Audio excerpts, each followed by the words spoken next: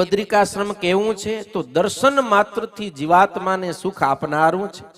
એ આશ્રમની અંદર હજારો ઋષિ મુનિઓ રહી અને નિત્ય નિરંતર ભગવાન નારાયણનું ભજન કરે છે. હે રાજન, એ બદ્રિકાશ્રમમાં ક્યારેય પણ કળિયુગના કોઈ દોષોનો પ્રવેશ થતો નથી. એ બદ્રિકાશ્રમ ધરતી ઉપર જ છે, ભગવાનનું દિવ્ય ધામ. અત્યારે કળિયુગ ચાલે છે, છતાંય ત્યાં કળિયુગના કોઈ દોષોનો પ્રવેશ થતો નથી. એને જ કારણે એ બદ્રિકાશ્રમની અંદર રહેલા પશુ પક્ષીઓ કે જેને સહજ રીતે પરસ્પર વૈર વૃત્તિ હોય એવા પશુઓ પણ પોતપોતાના વૈરી સ્વભાવોને છોડી અને હળી મળીને રહે છે. બદ્રિકાશ્રમની અંદર હાથી અને સિંહ સાથે રમે, સર્પ અને નોળિયો, ઉંદર ને બિલાડી, શિયાળ અને વરુ, કાગડા ને ઘુવડ, હરણ ને દીપડા કે આ બધાને જાતીય પરસ્પર વૈર કહેવાય કે એકબીજાને જોઈ શકે નહીં, છતાંય પણ સાથે મળીને રહે છે. કેમ તો કે ભગવાનના ધામમાં છે ને, ભગવાનની સમીપે છે. એ અનેક ઋષિઓ ભગવાનનું ભજન કરે છે, એના એ દર્શન કરે, એનો સમાગમ કરે તો પોતાના જે જાતિ ગુણ વૈરી સ્વભાવ એ છોડી દીધા પશુઓએ. આપણે બધા ભગવાનની સમીપે છીએ, સંતોની સમીપે છીએ. મંદિર એ ભગવાનનું ધામ છે. આ સંતો છે એના દર્શન સમાગમ કરીએ છીએ. ઘણી વખત આપણા સ્વભાવ છૂટતા નથી. એટલે સંતો ક્યારેક કહે કે સંત સમાગમ કરીને ઓલા પૂંછડા વાળા પશુ હતા ને એના સ્વભાવ છૂટી ગયા, પણ આ મૂછ વાળાના સ્વભાવ છૂટતા નથી. આપણે હજી અરસપરસ વૈર હોય, આલો પક્ષ ને ઓલો પક્ષ, ઉ હાજર હોય તો આ હાજર ન હોય, આ હાજર હોય તો ઉ હાજર ન હોય, ઈ મંદિરમાં હોય તો હું નહીં, ઈ નીકળે પછી વાત એમ. તો આપણે સત્સંગ શું કર્યો, શું સમજણ મેળવી?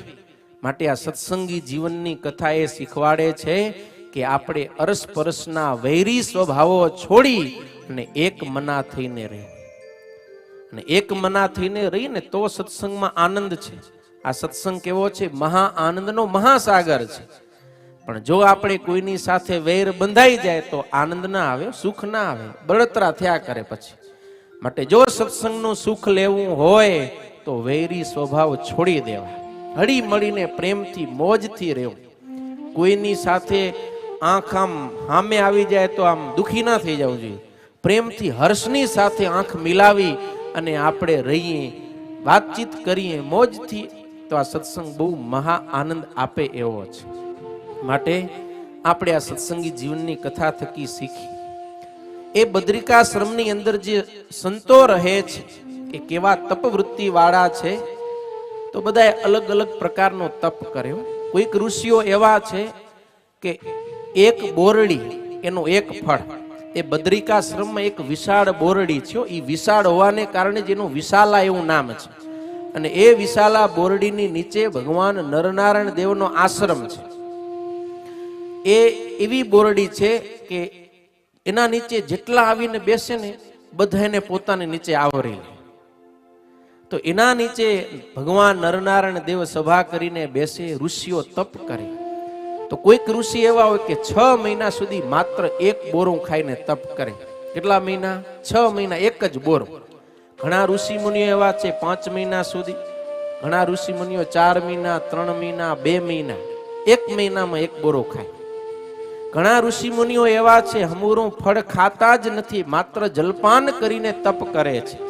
ઘણા એવા છે જળ પણ નથી લેતા, માત્ર વાયુ ભક્ષણ કરે અને તપ કરે છે. આવી તપની રુચિવાળા છે. હવે એને તો ભગવાન મળી ચૂક્યા છે ને, છતાંય એવું તપ કરે છે. તો આપણે તો હજી ભગવાન મેળવવા છે. તો આપણે તપ નહીં કરવું પડે કે પછી હાલશે? ના હાલે ને. હા, તપ કર્યા વિના અંતર શુદ્ધિ થતી નથી, ઇન્દ્રિયોની શુદ્ધિ થતી નથી. અંતર શુદ્ધિ ન થાય ત્યાં સુધી ભગવાનનો સાક્ષાત્કાર ના થાય. આમ એક વાતની મજા આવી આમ કે આ જગનમાં એકાદશી આવે. નકા આપણે કચ્છના સત્સંગમાં એવો રિવાજ કે એકાદશીએ જોવે કે જગનમાં એકાદશી આવે તો કાંઈ નહીં, 2 દી મોડો કરો એમ.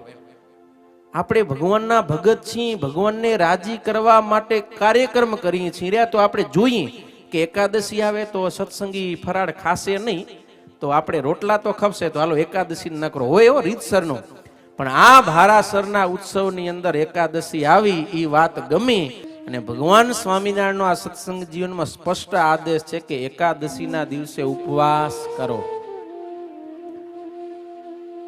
તપ એને કહેવાય. હવે આપણી એકાદશી તો કેવી છે ખબર ને તમને? હા, સત્સંગીના છોરા તો રાહ જોવે કે ક્યારે એકાદશી આવે. કેમ? તો કે રોજ ઈનું હોય રોટલી શાક ને ખીચડી કે વધુ વધુ દાળ ભાત. એકાદશી આવે તો કેટલા વાના થાય, ચિપ્સ, વેફર્સ, સામો, શાક અને ઘણી ઘણી વાત. હવે તો ખસ્તા કચોરી આવે. એટલે ફરાળીમાં શું આવે? ખસ્તા કચોરી. એકે આઈટમ અનાજની એવી બાકી નથી રહી કે જે ફરાળમાં ઉપલબ્ધ ન હોય. અનાજ તમે ખાઓ તેથી તમને થાળીમાં વધુ 5 થી 7 આઈટમ આવે, એનાથી વધારે તો ના જ આવે. જગનમાં નહીં આવતી 7 થી વધારે. પણ એકાદશી ખાલી ઘરે આવે ને તોય 8-10 આઈટમ તો લઈ જ આવે એમ. અને ઘણાએ તો નક્કી કરી રાખ્યું હોય કે 11 એને જ કહેવાય કે 11 વાનગી થાવી જ જોઈએ એમ. ભક્તો, ખરેખર એકાદશી છે ને એને પોતે કીધું કે હું તપસ્વીની છું. કેવી છું? તપસ્વીની છું. અને એકાદશી ઉત્પન્ન કેવી રીતે થઈ? ભગવાને પોતાની 11 ઇન્દ્રિયોની વૃત્તિને અંતર્મુખ કરી નાખ્યો. ભગવાન 11 ઇન્દ્રિયોને અંતર્મુખ કરી અને શયન કરીને સૂતા સિંહવતી ગુફામાં, અને ભગવાનના તેજમાંથી એક દિવ્ય કાંતિવાળી સ્ત્રી ઉત્પન્ન થઈ. ભગવાને પૂછ્યું કે દેવી આપ કોણ છો? તો કે હું તપસ્વીની છું અને એકાદશી છું. ભગવાને વરદાન માંગવા કહ્યું તો કીધું કે મારા દિવસે જે વ્રત કરે એના તમામે તમામ મનોરથ તમારે પૂર્ણ કરવા. અને ભગવાન એ સમય એકાદશી ઉપર એટલા રાજી હતા. આ બધી સત્સંગી જીવન તૃતીય પ્રકરણમાં કથા છે, ઘણા બધા અધ્યાયો છે. ભગવાને રાજી થઈને કીધું તથાસ્તુ, તોય ભગવાન સંતોષ ન આપ્યા. બીજું વરદાન માંગો, બીજું આપ્યું, ત્રીજું, કેટલાય વરદાન એકાદશીને આપી દીધા. અને એની સામે એકાદશી જે ન કરે, અર્થાત કે અનાજ ખાય એકાદશીના દિવસે, એને પણ બહુ મોટો દોષ બતાવ્યો છે.